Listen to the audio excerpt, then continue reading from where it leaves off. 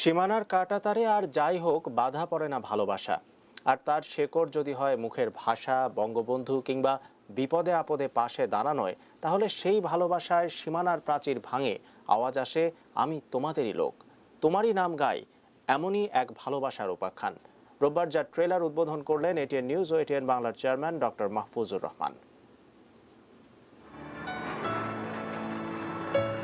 দেশ মানে কি?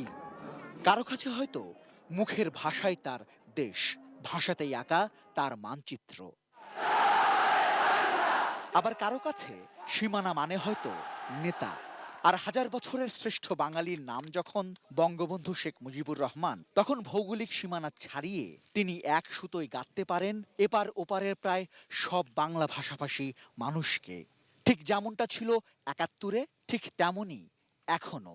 আমরা যখন মরতে শিখেছি তখন কেউ আমাদের দবাতে পারবে না। দুই বাংলার এই একে অন্যের মাঝে খুঁজে পাওয়া, এক হওয়া, সহমর্মিতা, সহযোগিতার উপাখ্যান তোমারই নাম গাই। বাংলাদেশ ও ত্রিপুরার দুই তরুণ গবেষকের সেই ভালোবাসা খুঁজে ফেরার গল্পটা এই ডকুফিকশনে মালা গাচ্ছে মুন্নি সাহার পরিচালনায়। তুমি এসো ফসলের ডাকে বটে চুলের মাকে, আর এসো বঙ্গবন্ধুর ৯৯তম জন্মবার্ষিকীতে তারই আনুষ্ঠানিক উদ্বোধন করলেন এটিএন নিউজ ও এটিএন বাংলার চেয়ারম্যান ডক্টর মাহফুজুর রহমান। আজকে বঙ্গবন্ধুর জন্মদিনে এই জিনিসটা তারা তৈরি করে জাতির কাছে উপস্থাপন করতে পারলো বলে আমি মুন্নি শাহ এবং প্রণব শাহ দুজনকে জানাই আন্তরিক ধন্যবাদ। এবং ভারতের আগরতলায় শুভ্রজিৎকেও জানাই আমার আন্তরিক ধন্যবাদ যে তারা, আমি আমাদের যেমন মুন্নি শাহ, প্রণব শাহ তারা বাংলাদেশি, কিন্তু ওখানে এক ভারতীয় ছেলে, সে এই মুক্তিযুদ্ধকে সে ফিল করে, বাঙালিদের যে জাতি হিসাবে যে বাঙালি, সেও একজন বাঙালি হিসেবে সারা বিশ্বের যে একটা পরিচিতি ঘটছে বাঙালিদের, তার জন্য তারাও খুব গর্ববোধ করে। ডকুফিকশনটির শুরুটা সেই ত্রিপুরা থেকে। মুক্তিযুদ্ধে যারা জায়গা দিয়েছিল নিজেদের জনসংখ্যার চেয়েও বেশি বাংলাদেশি শরণার্থীকে, যেখানে এখনো রয়ে গেছে মুক্তিযুদ্ধের ট্রেনিং ক্যাম্প, বাংকারের মতো স্মৃতিগুলো। আগরতলাকে কেন্দ্র করে আমাদের মুক্তিযুদ্ধের অনেক কিছু ইতিহাস আছে, যেটা আমাদের বাংলাদেশে অনেকেই জানেন না। তা মুন্নি শাহ চেষ্টা করছেন যে কিছুটা হলেও তুলে ধরার জন্য।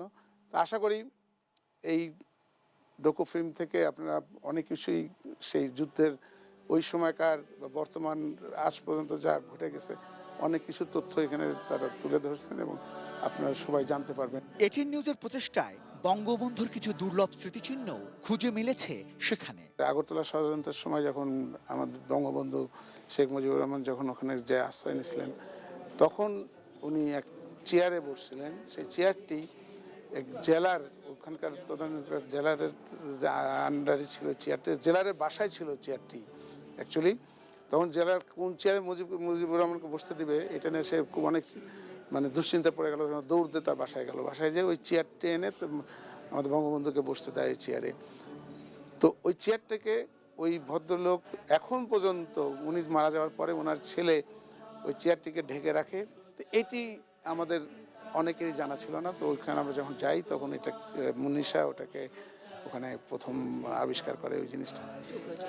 শুভ্রজিৎ এবং মুন্নি শাহ দুজন মিলে এটা করে। তোমারই নাম গাই এর শুরুটা বহু বছরের গবেষণায়, আরো বছর খানিকের প্রচেষ্টায় মিলবে যার চূড়ান্ত রূপ।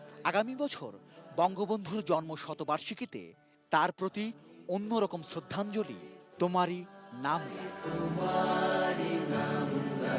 Rizwan Foyez, ATN news, Dhaka.